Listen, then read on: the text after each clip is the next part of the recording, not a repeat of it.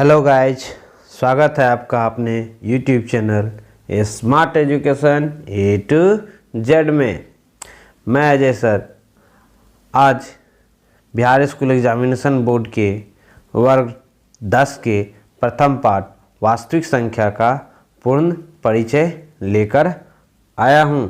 तो शुरू करते हैं आज के वीडियो को, जिसमें हमारा पहला पॉइंट है प्राकृतिक संख्या या प्राकृत संख्या, जिसे इंग्लिश में नेचुरल नंबर भी कहा जाता है। प्राकृत संख्या है क्या या प्राकृत संख्या किसे कहते हैं? तो गिनती की संख्या को प्राकृत संख्या कहते हैं। और हम जानते हैं गिनती कहाँ से शुरू होती है? 1 से शुरू होती है, अर्थात 1, 2, 3, 4, 5 इसी तरह से आने वाली और भी बहुत सारी संख्या क्या है? प्राकृत संख्या है। अब हम लोग प्राकृत संख्या से जुड़ी हुए कुछ मुख्य बातों को जानेंगे। प्राकृत संख्या को n से सूचित किया जाता है। सबसे छोटी प्राकृत संख्या 1 होती है और सबसे बड़ी प्राकृत संख्या को हम लोग लिख नहीं सकते हैं, क्योंकि किसी भी बड़ी से बड़ी प्राकृत संख्या में आप जब 1 जोड़ते हैं तो उससे अगली बड़ी प्राकृत संख्या प्राप्त होती है। उदाहरण के तौर पे आप मान लें कि हम एक बड़ी संख्या लेते हैं 5,786,000। अब यदि इसमें हम 1 जोड़ते हैं तो हम लोग को क्या मिलेगा? 5,787,000, जो क्या है 5,786,000 से बड़ी है। चलते हैं अब हम लोग अपने अगले पॉइंट पूर्ण संख्या की ओर। पूर्ण संख्या को इंग्लिश में होल नंबर कहा जाता है। अब हम लोग पूर्ण संख्या के परिभाषा को देखेंगे। तो प्राकृत संख्या में शून्य को शामिल करने से संख्याओं का जो समूह हम लोगों को प्राप्त होता है उसी को पूर्ण संख्या कहते हैं। अर्थात पूर्ण संख्या जो है प्राकृत संख्या और शून्य से मिलकर बना होता है। जैसे पूर्ण संख्या के उदाहरण के रूप में हम कह सकते हैं कि 0, 1, 2, 3, 4, 5, 6, 7, 8, 9, 10 इत्यादि, ये सभी क्या है? पूर्ण संख्या है। अब हम लोग पूर्ण संख्या से जुड़े हुए कुछ मुख्य बातों को जानेंगे, जिसमें पहला है कि पूर्ण संख्या को W से सूचित किया जाता है। पूर्ण संख्या का इंग्लिश होल नंबर होता है। होल नंबर का पहला लेटर W है, इसलिए पूर्ण संख्या को W से सूचित किया जाता है। सबसे छोटी पूर्ण संख्या 0 होती है और प्राकृत संख्या की तरह हम बड़ी से बड़ी पूर्ण संख्या भी नहीं लिख सकते हैं, क्योंकि किसी भी बड़ी से बड़ी पूर्ण संख्या में जब हम 1 जोड़ते हैं तो उससे अगली बड़ी पूर्ण संख्या प्राप्त होती है। अगला पॉइंट है पूर्णांक संख्या, जिसे इंग्लिश में इंटीजर भी कहा जाता है। पूर्णांक संख्या है क्या या पूर्णांक संख्या किसे कहते हैं, इसके बारे में हम लोग जानेंगे। तो पूर्ण संख्या और ऋणात्मक प्राकृत संख्या के समूह को पूर्णांक संख्या कहते हैं। अर्थात पूर्णांक संख्या बराबर हमारा हो जाएगा पूर्ण संख्या प्लस ऋणात्मक प्राकृत संख्या। पूर्ण संख्या हमारी हो गई 0, 1, 2, 3, 4 और भी बहुत सारी है। और प्राकृत संख्या तो आप जानते हैं 1, 2, 3, 4 और उसके आगे ऋणात्मक है, यानी माइनस का चिन्ह लगाना है। तो -1, -2, -3, -4 ये क्या है? ऋणात्मक प्राकृत संख्या है। और इनका जो समूह होगा वह हमारा पूर्णांक संख्या कहलाएगा। अब हम लोग पूर्णांक संख्या से जुड़े हुए कुछ मुख्य बातों को देखेंगे। सबसे पहला, पूर्णांक संख्या को i से दर्शाया जाता है। i फॉर इंटीजर होता है। पूर्णांक संख्या मुख्य रूप से 2 प्रकार के होते हैं, एक धन पूर्णांक और दूसरा ऋण पूर्णांक। और तीसरा, प्रत्येक पूर्णांक एक परिमेय संख्या होती है। जैसे 8, 8 क्या है, एक पूर्णांक है, इसे हम लोग 8/1 के रूप में भी लिख सकते हैं। अगला हमारा पॉइंट है भाज्य संख्या, जिसे इंग्लिश में कंपोजिट नंबर भी कहा जाता है। भाज्य संख्या किसे कहते हैं, तो वैसी संख्या जिसके 2 से अधिक गुणनखंड होते हैं भाज्य संख्या कहलाती है। गुणनखंड का क्या मतलब है, गुणनखंड का मतलब होता है वे सभी संख्याएं जो दी गई संख्या को पूरी तरह से विभाजित करती है। जैसे 4 का गुणनखंड क्या क्या है, 4 में किस किस से भागा लग रहा है, 1 से, 2 से, 4 से, ये हमारे 4 के गुणनखंड कहलाते हैं। और 4 के गुणनखंड कितने हैं, 3 हैं, इसलिए 4 मेरा क्या है, एक भाज्य संख्या है। इसी प्रकार से 6 का गुणनखंड क्या क्या होगा, तो हम वो सभी संख्याओं को याद करेंगे जिसमें 6 से भागा लगता है। जैसे 1, 2, 3, 6, 6 के गुणनखंड कितने हुए, 4, इसलिए 6 क्या है, हमारा भाज्य संख्या है। अब हम लोग कुछ मुख्य भाज्य संख्याओं के बारे में जानेंगे। तो कुछ मुख्य भाज्य संख्या निम्नलिखित है। सबसे पहली जो भाज्य संख्या है वह 4 है, दूसरी 6 है, उसके बाद 8 है, 9 है, 10 है, 12 है, 14 है, 15 है, 16 है, 18 है, 20 है, 21 है, 22 है, ऐसे बहुत सारे अभाज्य संख्याएं हैं। अब हमारा अगला पॉइंट आता है अभाज्य संख्या क्या। अभाज्य संख्या को इंग्लिश में प्राइम नंबर कहते हैं। वैसी संख्या जिसके केवल 2 ही गुणनखंड होते हैं अभाज्य संख्या कहलाती है। 2 के गुणनखंड कौन कौन से हैं, 1 और 2, इसलिए 2 मेरा क्या है, एक अभाज्य संख्या है। 3 के गुणनखंड क्या क्या होंगे, तो 3 के गुणनखंड होंगे 1 और 3, अतः 3 जो है वो भी हमारा एक अभाज्य संख्या है। अब हम लोग कुछ मुख्य अभाज्य संख्याओं के बारे में जानेंगे। तो हमारी जो कुछ मुख्य अभाज्य संख्याएं हैं वो निम्नलिखित है। सबसे पहला जो अभाज्य संख्या है 2, 3, 5, 7, 11, 13, 17, 19, 23, 29, 31, 37, 41, 43, 47, 53, 59, 61, 67, 71, 73, 79, 83, 89, 91, 97, आगे और भी बहुत सारी अभाज्य संख्याएं हैं, लेकिन आप इसे इतना ही देखें क्योंकि ये आपके एग्ज़ाम में 1 नंबर की अवश्य पूछी जाती है। अगला पॉइंट है परिमेय संख्या। परिमेय संख्या किसे कहते हैं, तो परिमेय संख्या को अंग्रेजी में रेशनल नंबर कहा जाता है। वैसी संख्या जिसे P/Q के रूप में लिखा जा सकता है, जहाँ P और Q क्या है, पूर्णांक संख्या है, और P और Q में 1 के अलावा कोई भी उभयनिष्ठ गुणनखंड ना हो। साथ ही साथ Q का जो मान है वह कभी भी शून्य ना हो, तो ऐसी संख्या को परिमेय संख्या कहा जाता है। जैसे 8 को हम लोग क्या लिख सकते हैं, 8/1 या P/Q के रूप में हो गया, जहां 8 और 1 क्या है, पूर्णांक संख्या है। Q का मान अर्थात 1 का मान 0 नहीं है, और 8 और 1 में 1 के अलावा कोई भी उभयनिष्ठ गुणनखंड नहीं है। इसी प्रकार से -9 क्या है, एक परिमेय संख्या है। 2/3 क्या है, एक परिमेय संख्या है। -5/7 क्या है, एक परिमेय संख्या है। 13/17 क्या है, एक परिमेय संख्या है। -12/-17 क्या है, एक परिमेय संख्या है। 0/5 क्या है, वो भी एक परिमेय संख्या है।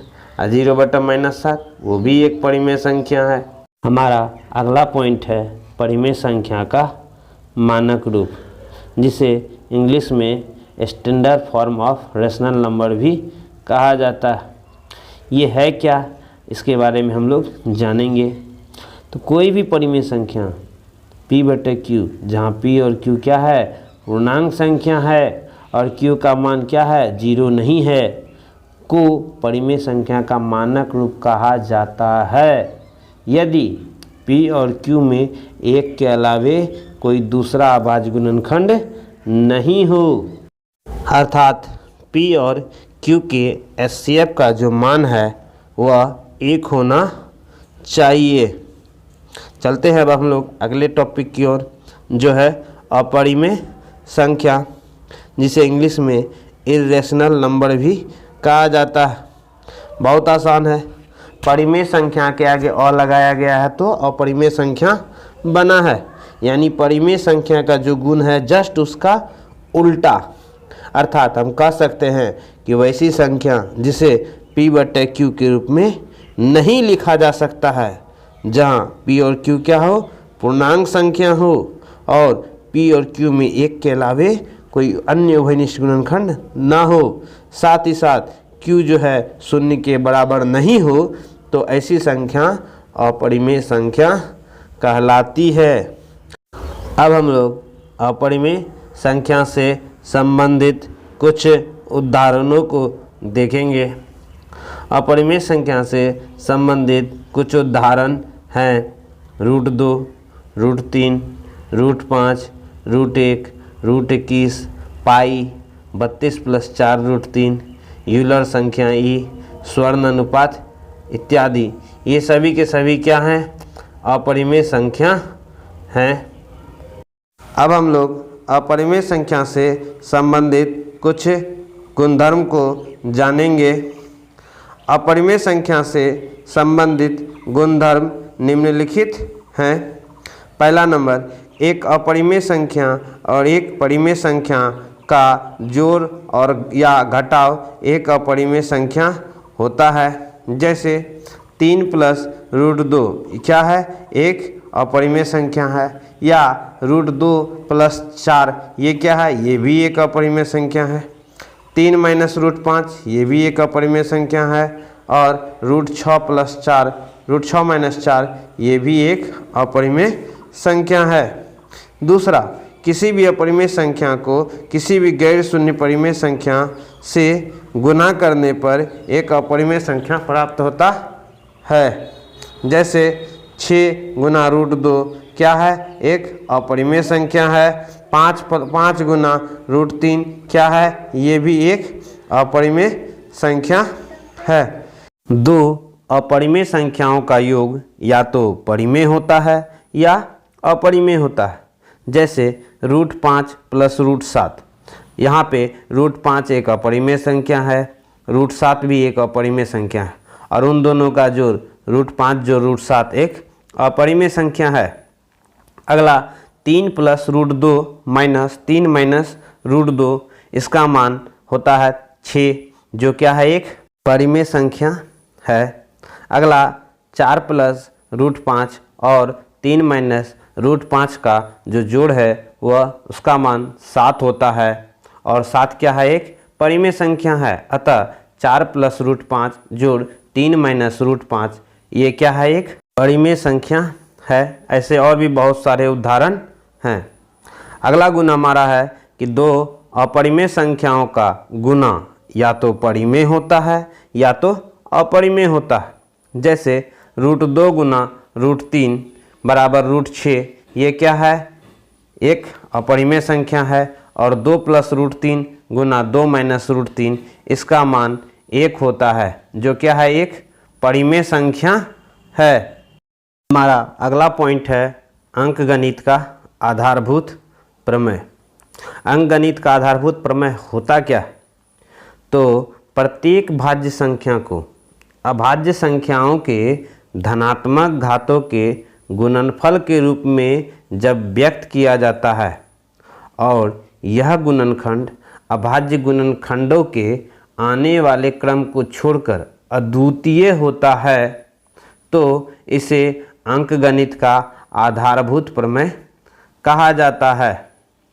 उदाहरण के तौर पर आप इसे इस तरह से समझिए, जैसे एक अभाज्य संख्या हम लोग लेते हैं 36 का अभाज्य गुणनखंड निकालने के लिए हम लोग सबसे पहले अभाज्य संख्या 2 से 36 में भागा देंगे, तो हम लोग को प्राप्त होगा 18। फिर 18 में 2 से भागा लग रहा है, तो 18 में 2 से भागा देने पे हम लोग को 9 प्राप्त होगा। फिर 9 में 2 से भागा नहीं लग रहा, तो अब हम लोग क्या करेंगे, अगली अभाज्य संख्या 3 से इसमें भागा दिए तो हम लोग को प्राप्त हुआ 3। 3 क्या है मेरा, एक अभाज्य संख्या है। तो 36 का जो अभाज्य गुणनखंड हम लोग को प्राप्त हुआ वह क्या है, 2 गुना 2 गुना 3 गुना 3, या हम इसे इस तरह से भी लिख सकते हैं 2 गुना 3 गुना 3 गुना 2। आप देख सकते हैं 36 क्या थी हमारी, एक भाज्य संख्या थी, और 36 का अभाज्य गुणनखंड जो हम लोग को प्राप्त हुआ है 2 गुना 2 गुना 3 गुना 3। यह क्या है, अभाज्य संख्या का गुणनफल रूप है, जिसे हम लोग धनात्मक घात 2 पे पावर 2 गुना 3 पे पावर 2 भी लिख सकते हैं।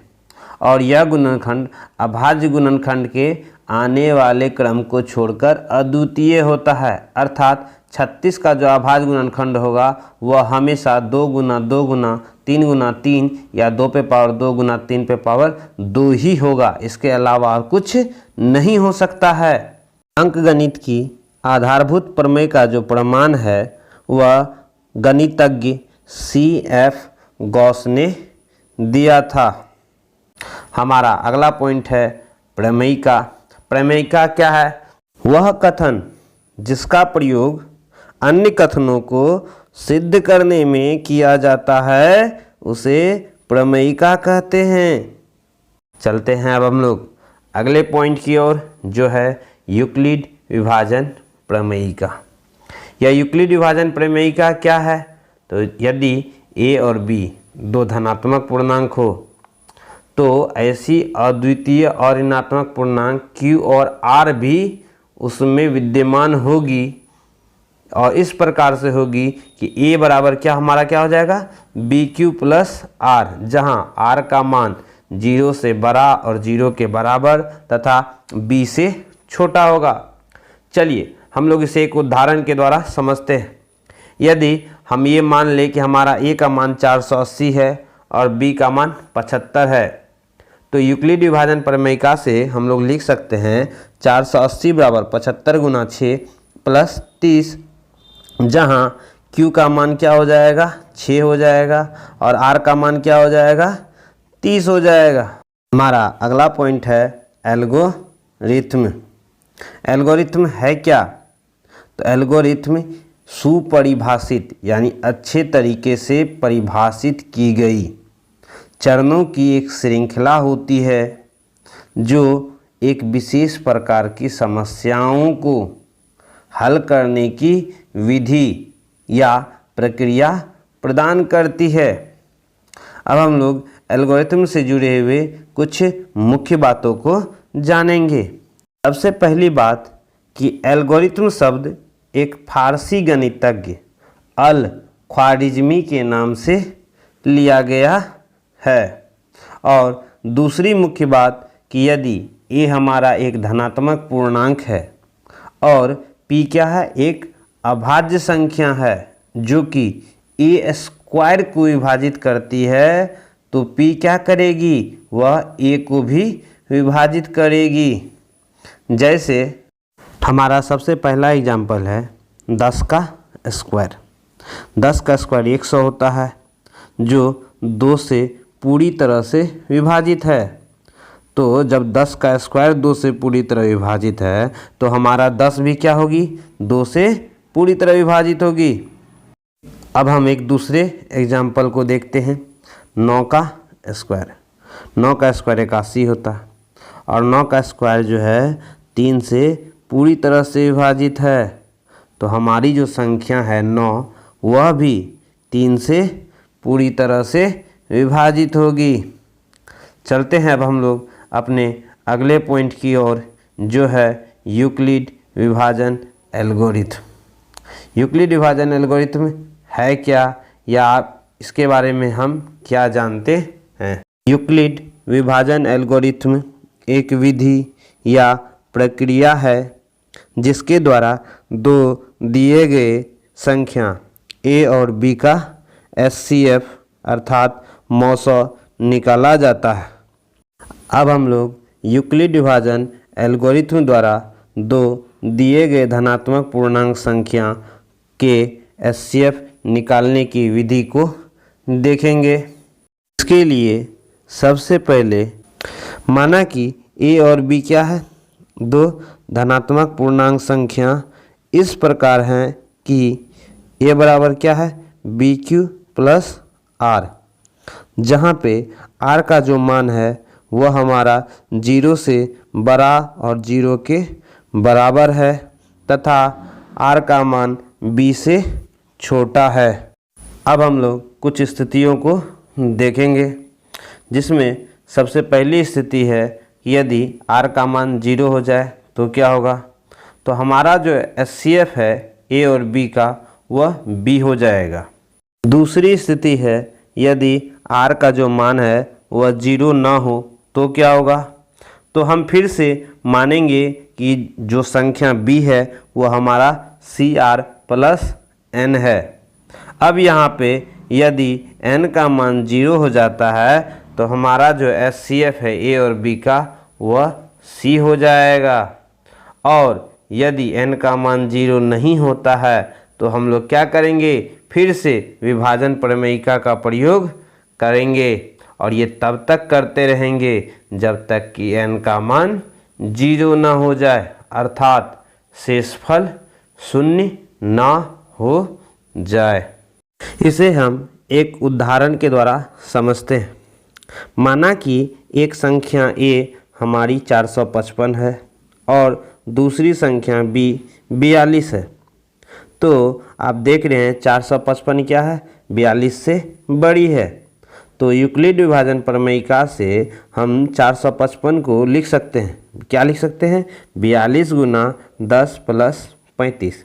यहाँ आप देख सकते हैं हमारा जो शेषफल है वह 35 है, अर्थात शेषफल 0 नहीं है। तो फिर हम क्या करेंगे, पुनः यूक्लिड विभाजन प्रमेयिका लगाएंगे और 42 को क्या लिखेंगे, 35 गुना 1 प्लस 7। पुनः आप देखिए हमारा जो शेषफल क्या है 7 है, 0 नहीं है। तो पुनः हम लोग यूक्लिड विभाजन प्रमेयिका का प्रयोग करेंगे और 35 को क्या लिखेंगे, 7 गुना 5 प्लस 0। अब देखिए हमारा शेषफल क्या आ गया, 0 आ गया। तो हमारा जो HCF होगा 455 और 42 का वह क्या हो जाएगा, आप देख सकते हैं यहाँ भाजक के रूप में हमारा क्या है 7 है। तो यह जो है हमारा HCF होगा किसका, 455 और 42 का। चलते हैं अब हम लोग अगले टॉपिक की ओर, जो है दशमलव प्रसार। दशमलव प्रसार है क्या, तो माना कि P/Q क्या है, एक परिमेय संख्या है और यहाँ पे Q का जो मान है यदि 2 to the power m into 5 to the power n के रूप में हो, जहाँ पे m और n क्या है, और ऋणात्मक पूर्णांक है, अर्थात Q का कोई दूसरा गुणनखंड 2 और 5 के घातों को छोड़कर नहीं है, तब हमारा जो परिमेय संख्या है P/Q उसका दशमलव प्रसार शांत होगा। लेकिन यदि Q का 2 और 5 को छोड़कर दूसरा अभाज्य गुणनखंड हो, तब जो हमारी परिमेय संख्या P/Q है उसका दशमलव प्रसार अशांत आवृत्ति होगा। इसे हम लोग एक उदाहरण के द्वारा समझने का प्रयास करते हैं। जैसे एक परिमेय संख्या हमारी 17/8 है जो कि P/Q के रूप में है। यहाँ पे Q अर्थात हर क्या है हमारा 8 है, जिसे हम लोग 2 गुना 2 गुना 2 के रूप में लिख सकते हैं। और इस 2 गुना 2 गुना 2 को हम लोग 2 पे पावर 3 भी लिख सकते हैं और 2 पे पावर 3 को हम लोग लिख सकते हैं 2 पे पावर 3 गुना 5 पे पावर 0, क्योंकि किसी भी संख्या पे पावर 0 का जो मान होता है वह 1 होता है और 1 को किसी भी संख्या से गुना करने पे वही संख्या प्राप्त होती है।